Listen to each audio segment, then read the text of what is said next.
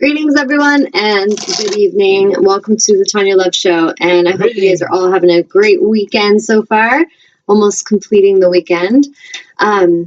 Today, the topic for our show is the power and importance of living authentically, and this whole past probably like couple weeks, I have seen so many clients, as well as just my observation watching people expressing on Facebook and just situations going on in the world.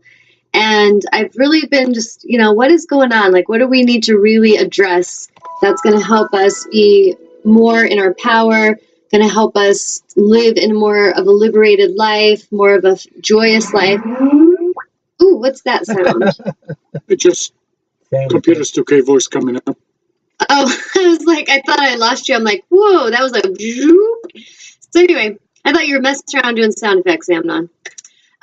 So today we're going to talk about being authentic and how important that really is. And I feel like every single human can relate to this at some level, because when we really look out at how we're trained from birth to conform and to follow others who think they're doing a good job for us, our parents, our teachers, it could be religious leaders, government leaders, they all have sometimes what seems to be good intention to just guide us in a direction for what they think is for our best.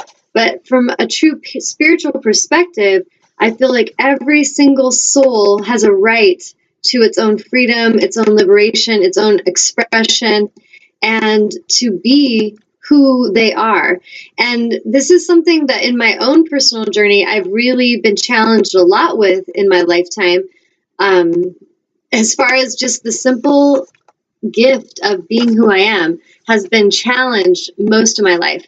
And as I broke free of that enslavement, and that is a true journey for a soul to break free of the collective consciousness and the need to conform and to be like everyone tells you to be, this is a huge test for every one of us. And as I went through my own journey of creating a shift in that and pulling away from the insanity of being told what I should do and be a good girl, be pleasing, you shouldn't say this, you should say that, you should do it this way, not that way. And to this day, I still have people that at times want to come and project their opinions on me or project their way. And really seemingly they're trying to give me the feeling that they care about me. But often when I thank them and say, I see where you're coming from and I thank you for that, but I really didn't ask and I am fine and I'm actually really happy being me and I'm really happy expressing in the way that feels right and aligned to me, but thank you anyway.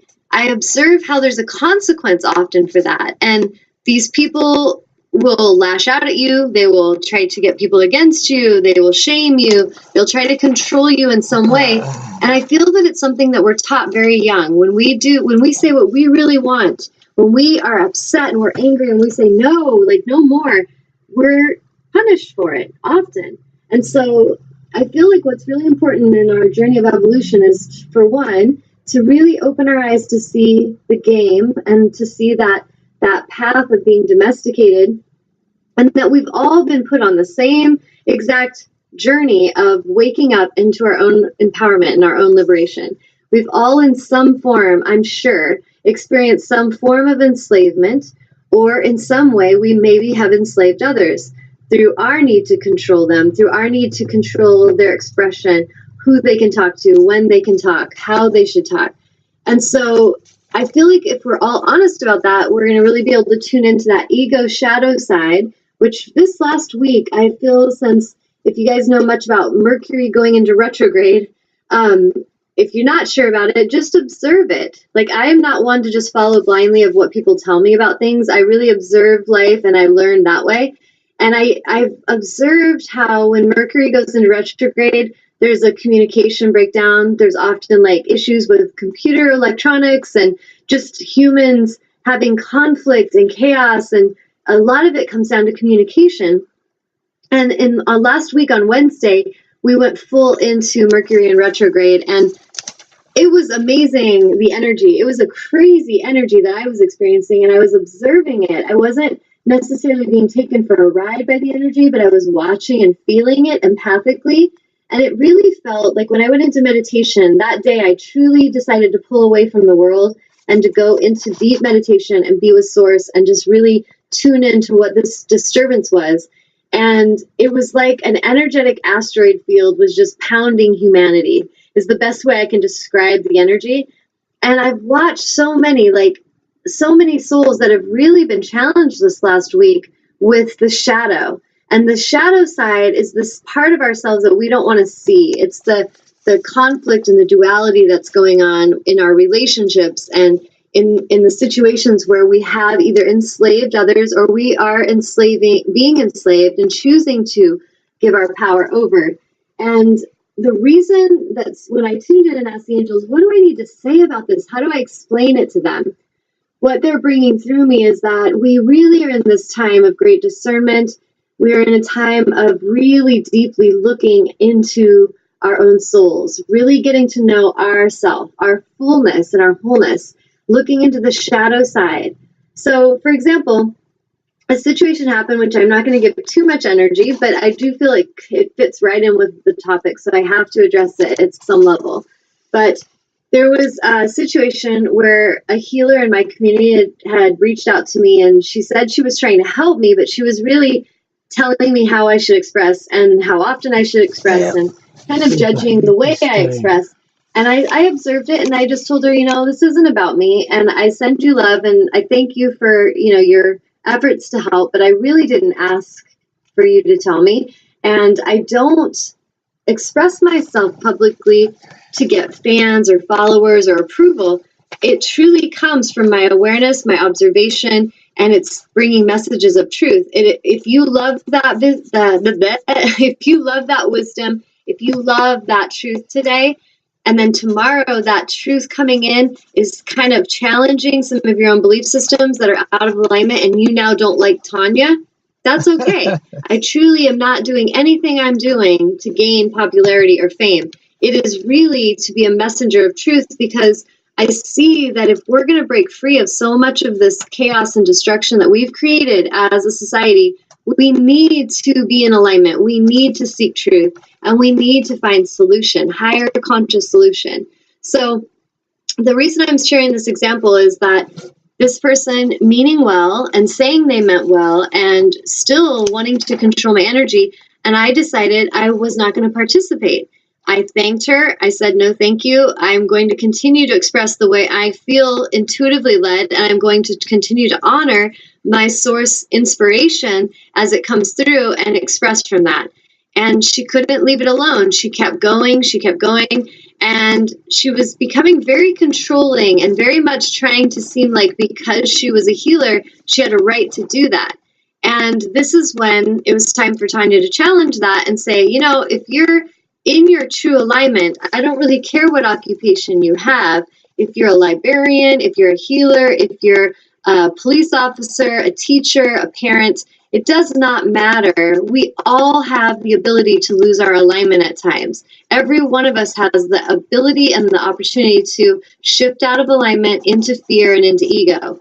And so there's like this unconscious belief system that's projected in the healing community that if you're a healer, you are basically supposed to be perfect, and you should never say the word fuck, because I do sometimes, and people are like, Tanya, if you connect with angels, why do you say that word sometimes? I'm like, well, because sometimes when I'm sitting in this place of observation and I'm seeing how people enslave each other, how they torture each other, how they destroy each other, how they destroy the planet, the animals are enslaved, I'm like, what the fuck? There are times when that is exactly the perfect expression to say. And so if we have these belief systems that an angelic healer cannot express herself because then she's now not pure and she's not in alignment, this is where we're getting ourselves in trouble. And I feel like the overall topic today is about breaking down some of these belief systems and helping us to be free to really express ourselves. This healer did not take my power. I did not let her. I challenged her. She did not know how to let it go. She was not used to someone being in their power that would actually stand up for themselves. I see that because the majority of this community, when I observe it, there's a lot of people, whether it be religious leaders or school teachers or healers, that really want to see themselves sitting on a pedestal as if they have all the answers, and all these ones sitting amongst them are ignorant and little sheep that should just listen and obey them. I do not teach, lead, or inspire in that way. I do not ever look at others and think that I am on a pedestal above them and that they're below me. I see myself as someone in alignment that has got my oxygen mask on, and I am fully connected to source, and all my job is to stay in that alignment, keep thriving, keep shining, keep expanding. And when I see souls that are struggling that come to me, Tanya, what do? I point them and I guide them in the direction to their own oxygen mask.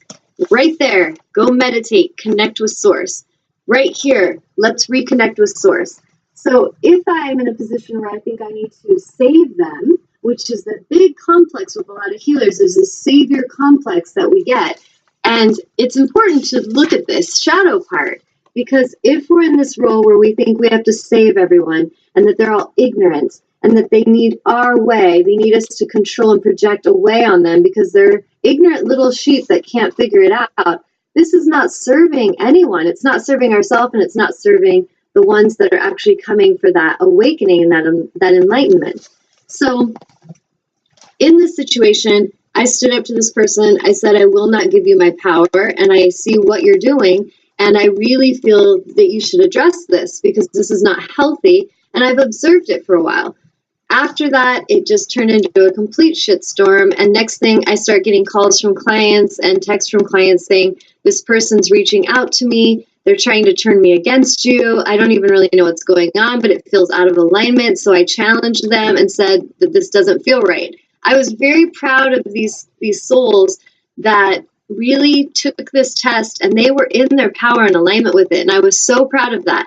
But I see also the sneakiness and the manipulation that goes on in all different occupations. It doesn't matter what occupation. What's important is that we start living authentically, that we start being in our power, speaking our truth, and really expressing what we need to say.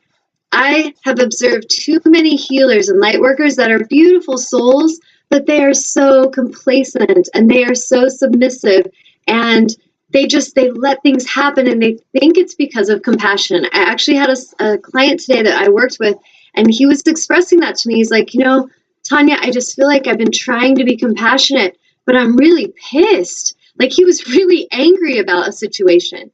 And so because he's on a spiritual path and because we've been taught so many belief systems that are not of integrity or of alignment, there's this belief system he's been taught that says, if you are a spiritual being and you're on a spiritual path, then you have to practice constant compassion, meaning the way people identify compassion is often something feels wrong and I'm being violated or I'm not being shown respect, but I just need to be submissive about it. I just need to be patient and compassionate about it, and then eventually it'll go away. And this is so far from the truth. And I feel to be a true warrior of light is the opposite of that. It is when something comes into your movie, your life situation, and it feels off, you address it immediately. You speak truth on it, you shine the light on it, you send love and forgiveness, and then you release it. If you feel anger, we need to get over this belief system that it is bad to feel anger. I can't tell you how many clients I work with that actually, that when we start tuning in deeper to their stuff where they're struggling, especially with women tend to have this belief system that they are crazy or they have lost control if they express anger. Where men I see struggling in the opposite spectrum, where if they cry or if they show emotion and sadness, they're big wusses and they're losers and, they need to man up. And so what we really, I feel, have such an opportunity to heal here is seeing that men and women, if we're in our wholeness, if I am in wholeness, I have masculine, feminine energy in balance. I am in balance. So if an energy comes in, I am empathic, I am intuitive, I am practicing being receptive, I'm in alignment with my feminine energy. Now, when something comes in that's challenging my safety or it's disruptive and it's out of alignment, my warrior side must show up if I'm going to be in alignment and health. So that masculine energy takes action, is assertive, speaks truth, and is in power. The two energies together are going to bring us balance. If I, as a man, if I was a man and I feel like I'm allowed to be angry, and I can yell and I can express my anger, but it's shameful for me to cry, for me to actually